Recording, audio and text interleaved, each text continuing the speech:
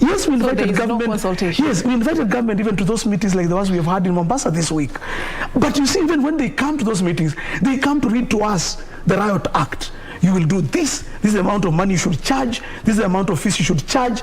We are just shepherded. You know, we are just told, as teachers, we are just told do this.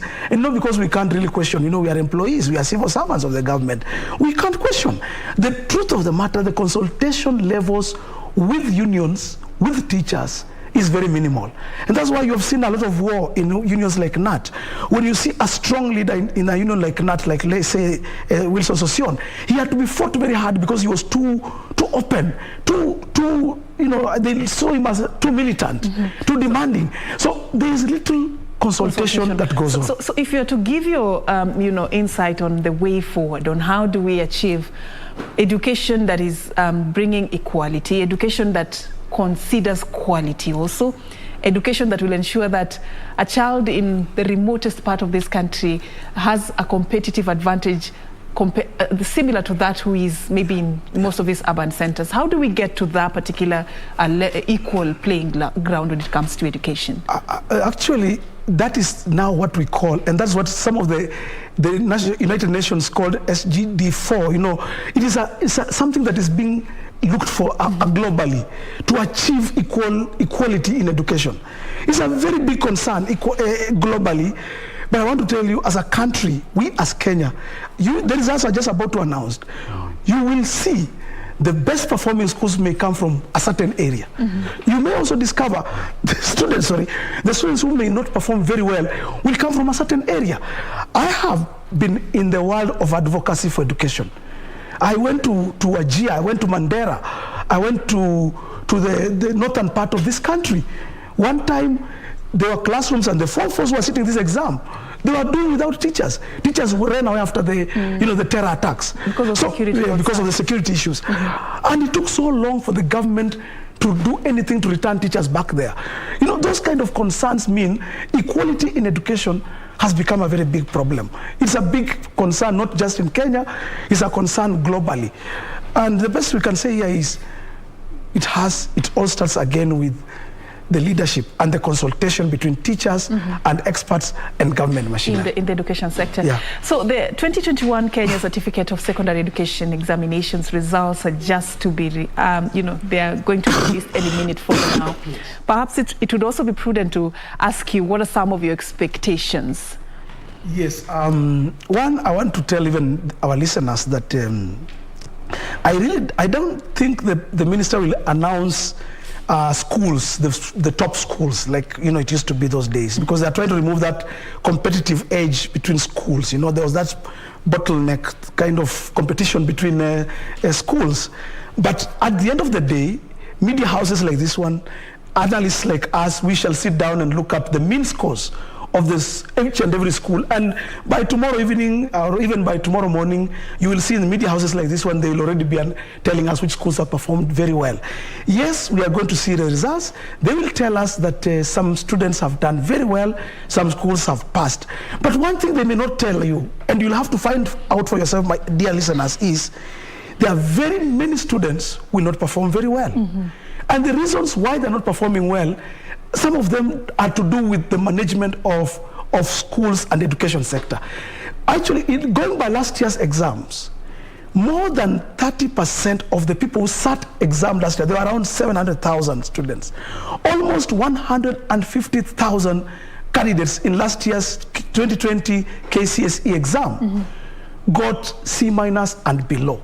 C- and below, you cannot qualify for any course. C- below means that's like D, like a D+, and then E. There are places in this country you go to a school and everybody has gotten an E. And I want to tell parents, when you hear your child has gotten an E, what it means is this. This child, even if he or she went and just wrote her name, that's the last grade you can get, you will get an E. Just writing your name alone, you don't answer anything. So grade E means that the child, as much as they went through the 4 years in Form 4 or in that secondary school, this child has come out with almost nothing. And that is now where the question is as a country. Why should our students be getting E's at this kind of time? Is it because we are not getting it right? And those are the questions that we must always ask. We invest so much money in education as a country. 44% of our economy, of our GDP, goes to the education. But the dividends, what we reap from education, when you hear that only 200 or 800 students got A, only around 2,000 got B plus and above. So where are the rest? And that's the question that all of us as parents, as the education stakeholders must be asking. And I even challenge media houses. As much as you go to highlight the big schools, and I'm sure you will show us Alliance or Kenya High celebrating. Also we do not know yet. Also go to Shamsinjiri Secondary School in my village, go to Humsalaba Primary School and Secondary School, and see that many of us also got E's. Yeah. I want to take your mind from the ease. I mean, don't we have anything positive to anticipate with this particular exam? See what happened in the KCPE results. There was what even made the headlines, the return of the 400. Yes. You know, I mean, there was an improvement from what we from the trend that we have observed over the years. Yeah. Of course, we look at COVID-19 that really hit us hard in 2020. Yeah. Aren't you seeing anything positive about the 2021 KCSE I see a lot of positivity. Let me say this. The positivity is, first of all, these are all graduates. They are graduating from Form 4. That's congratulations. When I was in the university, there used to be something called there was a first class degree, upper second, lower second, then there was pass. Pass was the lowest, but all of us, it was still called a pass, you know. So all these people are graduating, all our learners. The fact that we have made high school almost compulsory. That means basic education in this country now can be accessed by almost everybody. And the government is meeting most of the costs and is employing teachers to teach. To me, that is a big achievement as a country. Because there are years in this country when to get somebody who reached Form 2 was a very difficult thing. Right now, we have Form 4 graduates. They are going to come out with certificates, whether it is E, whether it's D minus, but all of them are going to get a certificate. Now, the only thing is this. How good is the certificate? How quality is the education that we are receiving? Quantity in education is good, but also we must also think about quality education. And me, for quality education is made up of three things. Quality teachers, well-trained, well-paid. If you're not paying teachers well, forget quality education. Quality tools. Tools, I mean the chalkboards, the microscopes, the labs, the desks, the buildings. Then quality environment. Quality environment is when you hear that a school, like my daughter is in Alliance Girls. I'm a proud man. My daughter is in Alliance Girls. But she tells me there are 61 in her class. Even according to the United Nations, categories, a class must have around 40 children. So having 61 children in a class like Alliance. So how many do you think are in a class like Shamsinjiri, where I come from? Maybe I'm told, the principal tells me that he has up to 80 children in one class. So the teacher-learner ratio is still one to one. It's bad, my sister, dear listeners. And so at the end of the day, as much as I see possibility, I see good the progress, I also see problem in this way. The more we heap all of them in one place and say they are learning, they may not be learning. They may just be there for us to take pictures and enjoy as a country that we are pushing people ahead.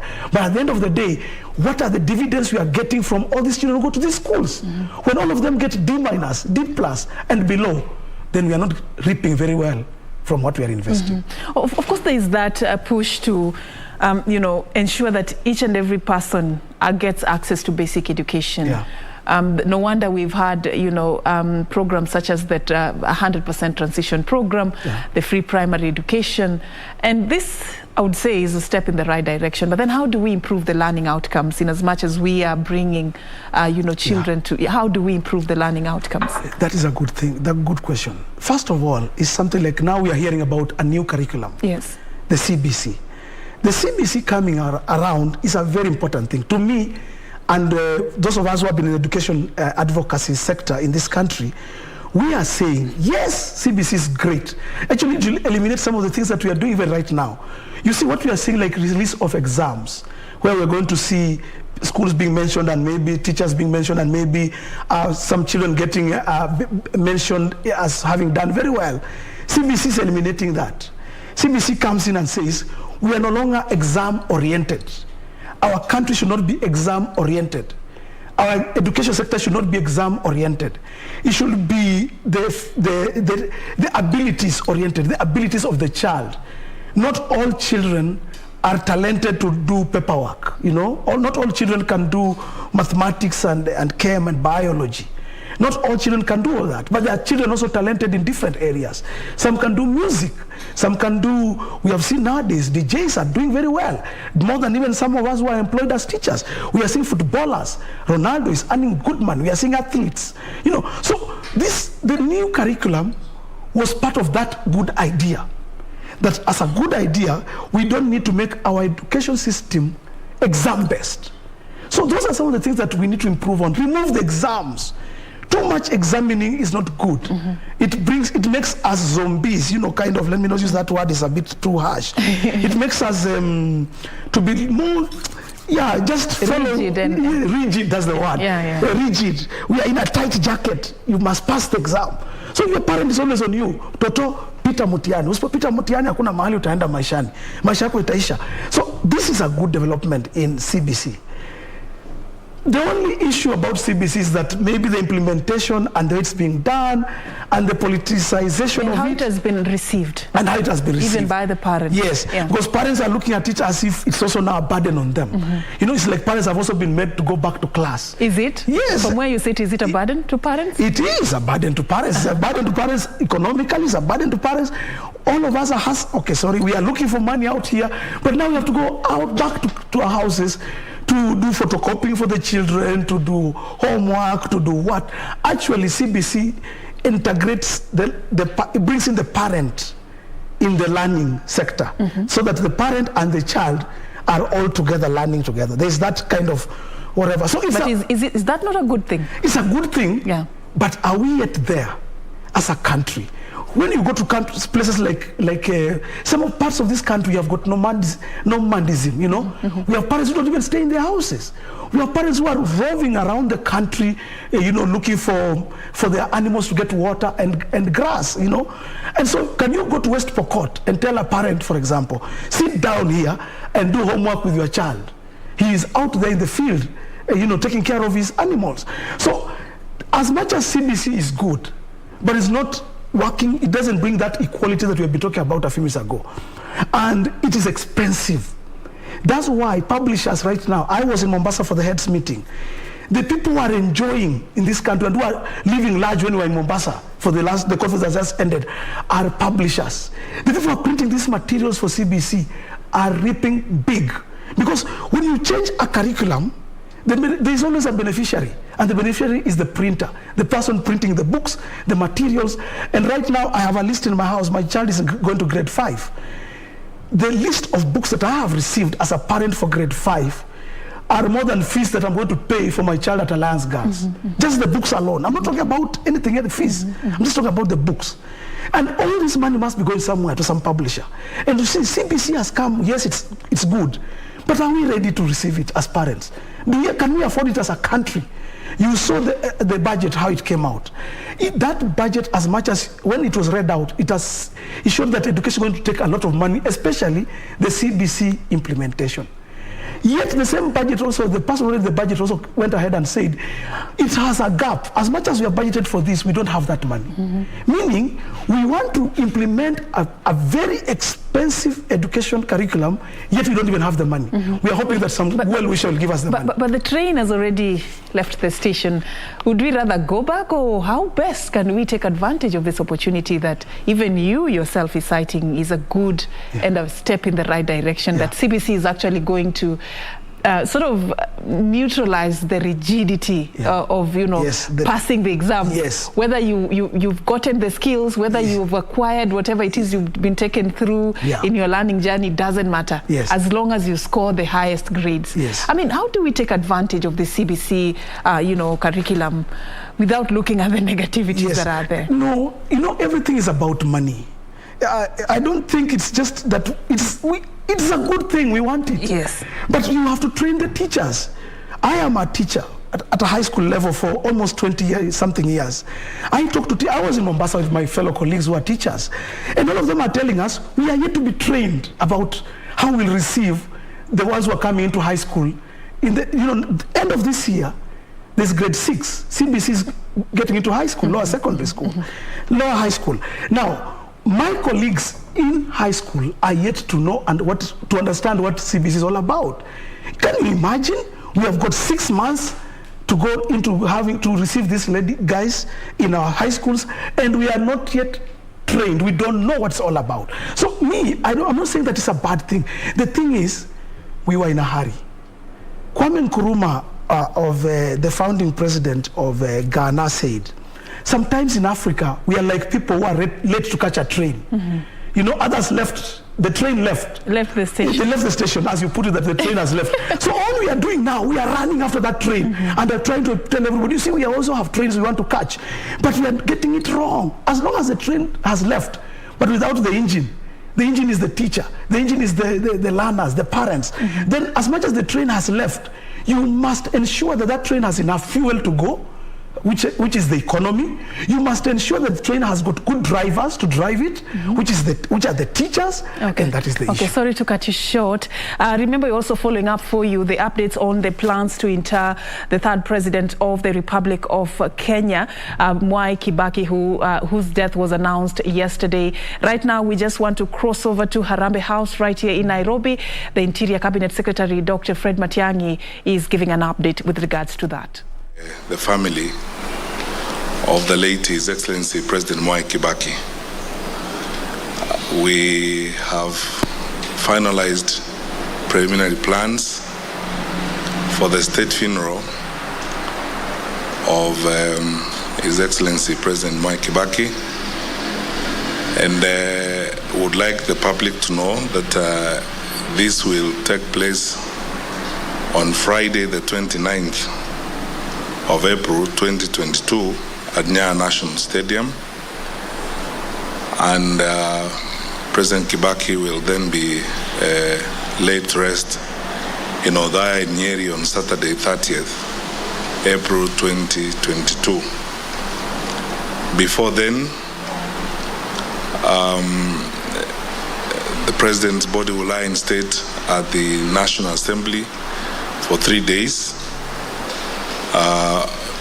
between Monday and Wednesday this week, for members of the public and the rest of the country's leadership to pay their respects. We will issue a very comprehensive statement and plan tomorrow with details of other activities that will happen between tomorrow and Saturday 30th. But I would like, on behalf of my colleagues in the National Steering Committee who are here, to observe that members of the public need to be informed that for those who are in Nairobi who would like to visit with the family, this will have to happen on Tuesday and Wednesday at President Kibaki's Nyeri office. We are going to provide the details and the map to the office, and this is where any of those, especially members of the diplomatic corps and any senior members of the public who may wish to visit the family or to convey their condolences in person to the family, they would go to the Nyeri office on Tuesday and Wednesday, details of which we will give. We are going to set up a facility at the Othaya CDF office in Nyeri for members of the public, because that office is centrally located in town, and it will afford members of the public and the leaders from that part of our country an opportunity to also visit, sign a condolence book, and pay their respects. But effective Monday afternoon, there will be condolences signing in very many public offices. We are going to put up a condolence book in the two houses of Parliament, Senate and the National Assembly, government ministries. There will be one right here at Harambee House. Members of the diplomatic corps can also visit and sign at the Ministry of Foreign Affairs, because there will be a condolence book there. We will also distribute by Tuesday morning condolence books to all our county headquarters for leaders and members of the public across the country to visit and deliver their condolences in writing. We'll also have condolence books in our regional headquarters across the country from Tuesday morning.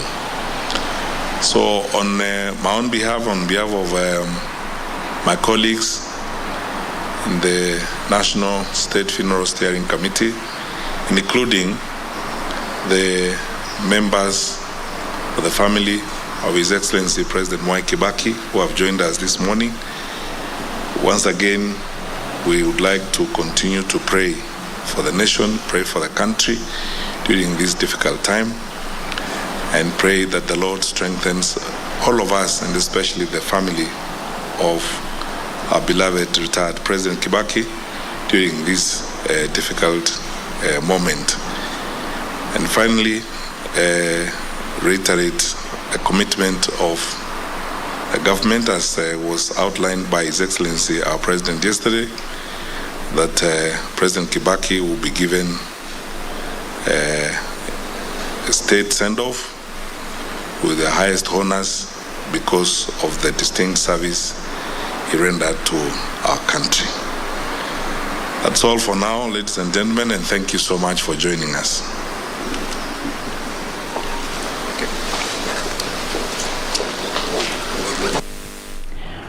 All right, that is the Interior Cabinet Secretary, Dr. Fred Matiang'i, accompanied by members of the National State Funeral Steering Committee. They are just speaking after they've had their first meeting following the death of the country's third president, the late Emilio Stanley Mwai Kibaki, whose death was announced yesterday. And from what we've gathered is that the late president is going to be laid to rest on 30th of April 2022 at his Othaya home in Nyeri County. But of course, before that happens, his body is going to be laid in state from Monday to Wednesday. The body of the late President Mwai Kibaki is going to lie in state at the National Assembly. This is between Monday to Wednesday. So any member of the public and leaders also will have a chance to view his body. But of course, they say that a comprehensive statement is going to be issued tomorrow on what other activities are going to be undertaken between tomorrow and Saturday before the body of the former president is laid to rest. But in the meantime, those who wish to, pass their messages of condolences in person within Nairobi are advised to visit President Kibaki's Nyeri office. This is on Tuesday and Wednesday this coming week. In case you want to convey your messages in person, you visit his Nyeri office on Tuesday and Wednesday. And of course, other members of the public and leaders will also have a chance to do that via signing a condolence book that is going to be placed at different locations. First in Othaya CDF office in Nyeri County, they are going to set up a facility where residents and leaders in that region will visit and of course sign a condolence book. And on Monday afternoon, a condolence book, several condolence books will be placed at various government facilities, that is the two houses of Parliament, the National Assembly and the Senate, government ministries, and of course also at Harambee House, so that leaders can also reach out and sign. And of course it is going to trickle down to the county headquarters on Tuesday morning. Books will be delivered to the different county headquarters also for leaders in the counties and residents of different counties to also sign the condolence books. And of course also the books will be delivered also to the regional headquarters for signing. That is an update we've just received from the Interior CS, Dr. Fred Matiang'i, concerning the plans to Barry, the third president of the Republic of Kenya, Emilio Stanley Mwai Kibaki. As we speak right now, the update is that he's going to be laid to rest on 30th of April, the year 2022. In the meantime, courtesy of the presidential proclamation by President Uhuru Kenyatta yesterday, the nation is observing a period of mourning that started yesterday until the day of his burial that now is set for 30th of April. And all flags are now being flown at half-mast at State House and different, designated locations. We'll be giving you details as we continue receiving them in our newsroom here at KBC Channel 1, even as we continue to condole and, just join the entire country in mourning the death of the country's third president.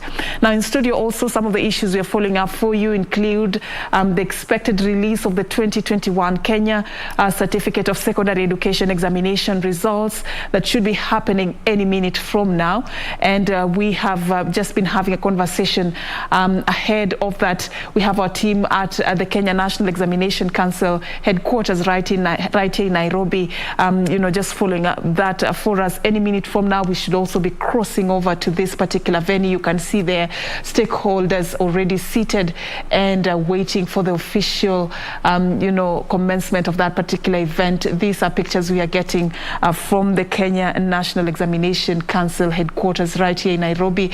The Education CS Professor George Magoha is going to be officially releasing those particular results for us. But in studio, we are having a conversation around this particular event and how it's going to shape, activities in the next few days and months as candidates, over 800,000 candidates are expected to be taking the next step in their academic life, that is joining colleges, technical institutions and universities. And I've been having a conversation with Peter Amunga.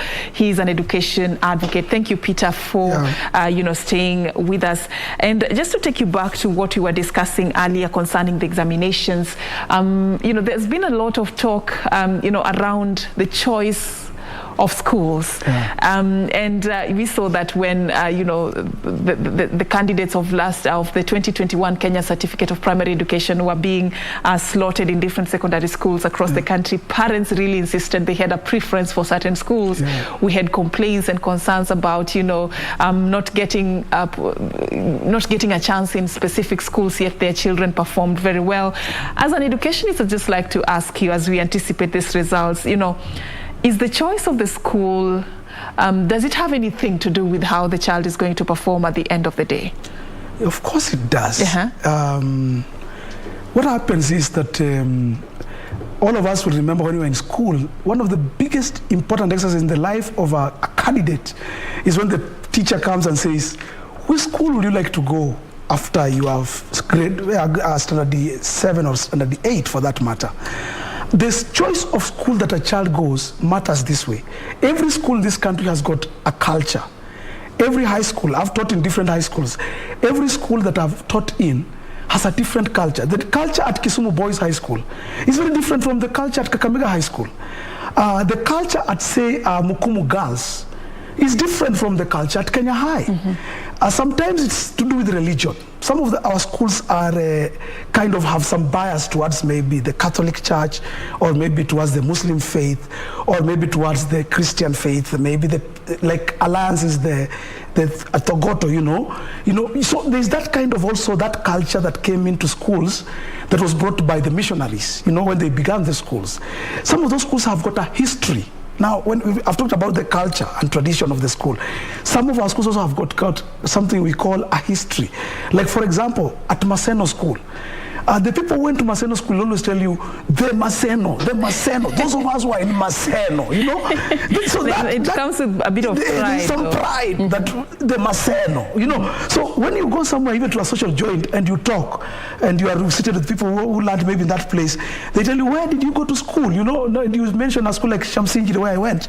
They say, what you are not supposed to sit here. Because to them, the name of the school matters. And that thing has gone down to our children, gone down to our parents of today, that our parents believe in some certain names.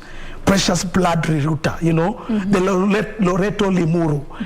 The reason being, And what CBC... But is it a right way of thinking? It's not. Is it a right way of thinking that the performance of my son or daughter actually depends on the school that they get enrolled at the end Not of the day? at all. Now, as a teacher of many years, I can say this. The problem of parents imagining that your daughter or your child must go, say, to Kisumu Girls, because maybe you went to Kisumu Girls, and so you feel that your daughter must go to a big school like that one. It's a wrong thing. All schools have got the same teachers. We teachers, whether you graduate from Kenyatta University or from Moi University or from Kericho Teachers College, we're always the same. We are trained the same way. The training is the same. In fact, you may discover that some of the best teachers in this country are not at Alliance Girls or Alliance Boys. Some of them may just be in some of these very small schools without names. The parents must reach a place and discover it's not the name of the school. Children pass. And that's why I really like Magoha. Because Magoha has been trying to eliminate that thing. Thank you. Talking of Magoha, right now we just want to cross over very quickly to the Kenya National Examination Council headquarters. We understand that the event has officially begun. Let's listen in.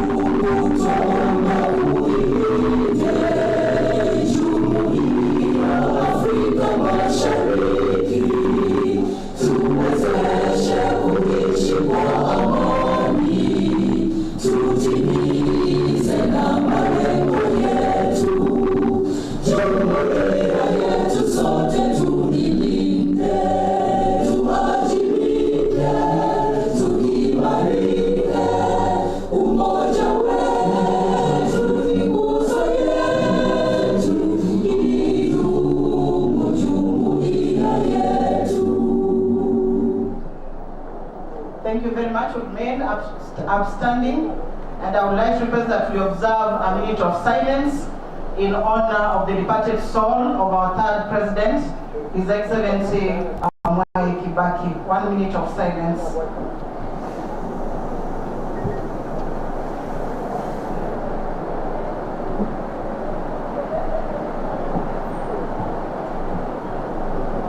Thank you. May his soul rest in peace. Agnes Ngondo for our opening prayer. Thank you.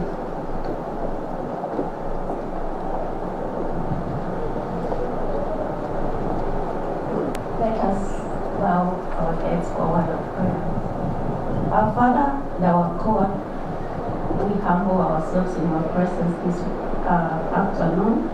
We want to thank you for your care. We thank you for life. We thank you for protection. We thank you for bringing us to an end of this academic year, Jehovah God. We thank you that you have seen us through, even in the midst of our pandemic, Jehovah God. You remained faithful. You took care of us. You took care of our children. And this day, Jehovah God, we can only say you're Ebenezer in our lives. Thank you for our leaders. Thank you for this organization. Thank you even for our stakeholders. Father, we commit this day onto your holy hands, committing all our leaders who